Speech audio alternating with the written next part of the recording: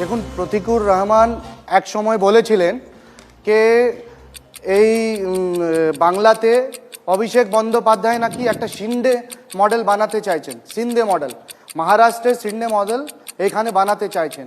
তো মনে হয় এই রাজ্যের মুখ্যমন্ত্রী মমতা বন্দ্যোপাধ্যায় আর অভিষেক বন্দ্যোপাধ্যায় এটা ভালো করে জেনে গেছেন যে সংখ্যালঘু ভোটকে কিভাবে পোলারাইজ করতে হয়।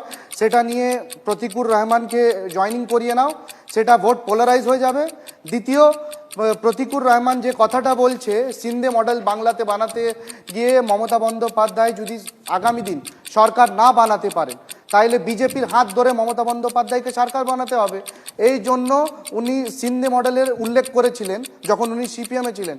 মনে হয় এইটা নিয়েই এই রাজ্যের মুখ্যমন্ত্রী মমতা বন্দ্যোপাধ্যায় ওনার দল প্রতিকুর রহমানকে সংখ্যালঘু ভোট ব্যাংকের হিসাব নিয়ে যোগদান করিয়ে নিজের ভোট পোলারাইজ করার জন্য বাংলার রাজনীতিতে একটা মুসলিম মাইনরিটিসদেরকে বঞ্চিত করার জন্য একটা পরিকল্পনা করে রেখেছেন।